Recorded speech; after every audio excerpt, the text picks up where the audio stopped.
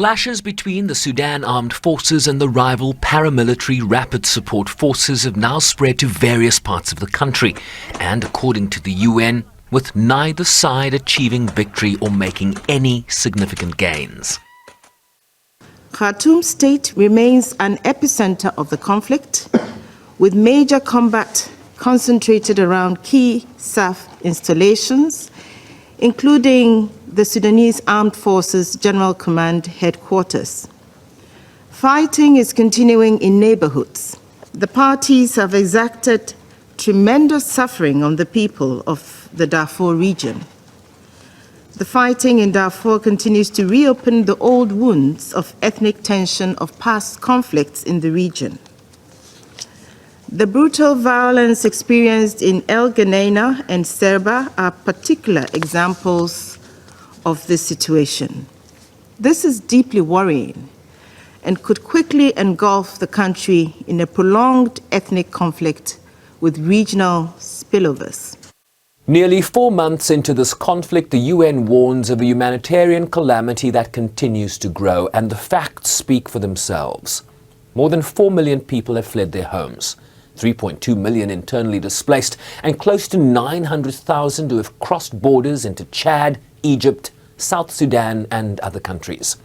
80% of hospitals, 80% across the country, are not functioning, while 14 million children, half of all children in the country, need humanitarian support. All this as some 20 million people, or over 40% of the entire population, are facing high levels of acute food insecurity.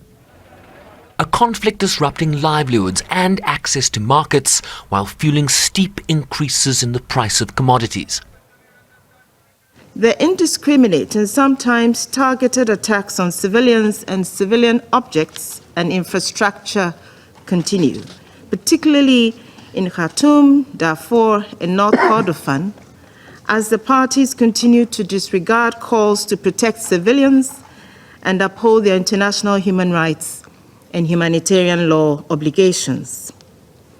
Sexual violence continues to be perpetrated on a large scale, while children continue to be killed or victimized or at risk of being recruited to fight. Thank you, With some member states raising the question of war crimes.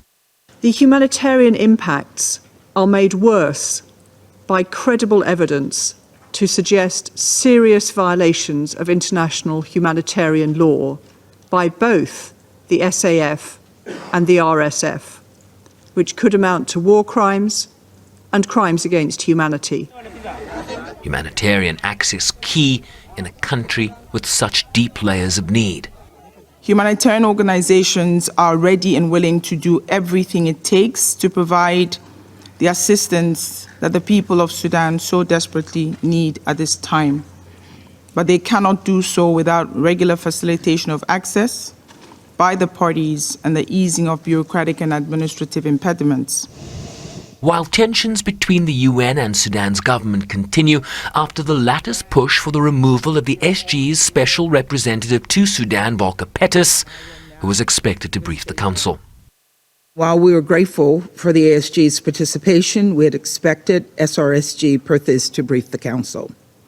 We now understand that the Sudanese government warned it would end the UN mission in Sudan if the SRSG participated in this briefing, and that's unacceptable. The UN mission to Sudan says it remained committed to supporting efforts of the AU and IGAD, in addition to negotiations facilitated by the United States and Saudi Arabia towards a permanent cessation of hostilities. Sherman Ricepies, SABC News, New York.